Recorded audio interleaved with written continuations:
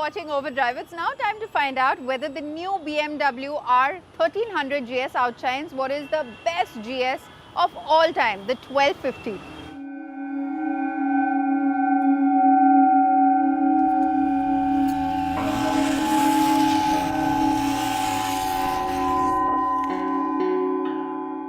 The last time I visited these mountains, we at Overdrive came here with an army of the top-of-the-line adventure motorcycles.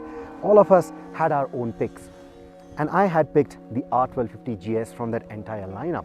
And looks like the market also responded in a similar manner, because you see the 1250 GS has been the best-selling GS of all times.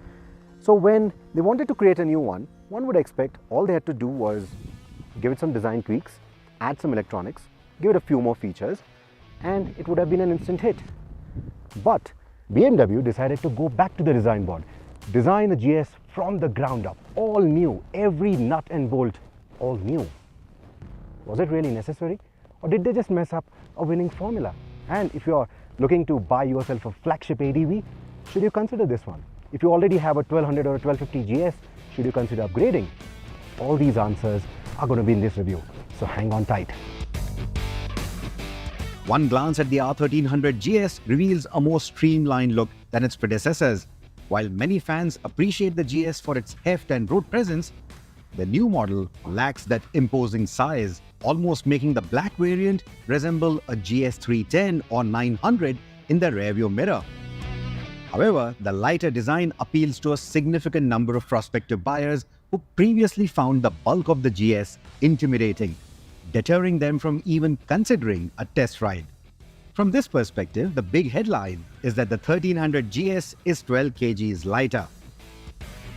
Notice the tubular frame and subframe on the 1250 GS. Now compared to that, the 1300 gets a lighter stamped sheet metal mainframe and an aluminium subframe. The new geometries have also allowed the designers to engineer the engine in such a way that the gearbox now sits under the cylinders instead of behind the cylinders like you have on the 1250.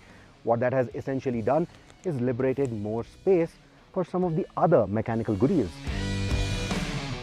Like a longer swing arm, for example, which gives the motorcycle better stability through corners and at speed, while maintaining a similar wheelbase to the outgoing model.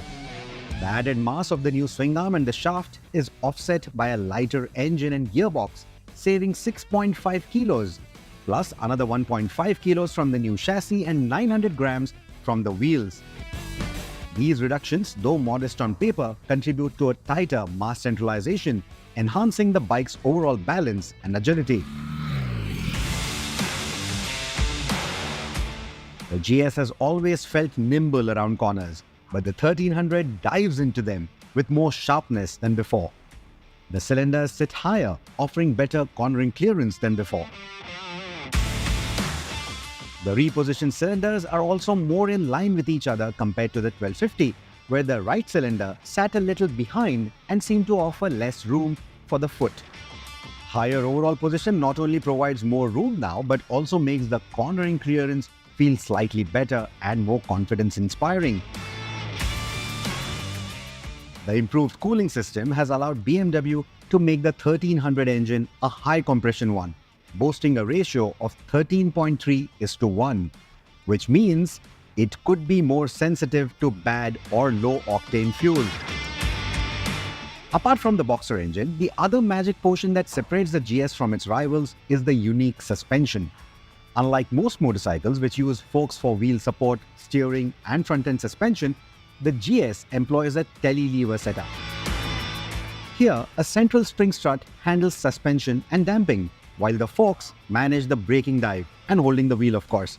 This results in minimal nosedive under cornering or braking, giving the GS a distinctive feel. The 1300 GS offers 5 levels of damping adjustments that you can manually set in 3 presets: road, dynamic and enduro. Engaging any of these riding modes will apply the corresponding damping settings to the suspension. If you are an adventure tourer, as the GS expects you to be, the in-saddle experience of the 1300 is comparable to the 1250. As before, the suspension will auto-level and adjust preload to accommodate the weight of your pillion and luggage. However, you cannot manually lower the bike anymore like you could with the 1250 GS, which is a bit of a bummer. Unlike the 1250 GS, the seat isn't adjustable. You have to gamble and order your fixed seat height when booking the 1300 GS, which is a step back in my opinion. The rider triangle is quite relaxed, and standing up to ride is easier on the 1300 thanks to the narrower seat profile. Enough has been said about the styling of the new GS, and I won't dwell on it. You will either love it or hate it.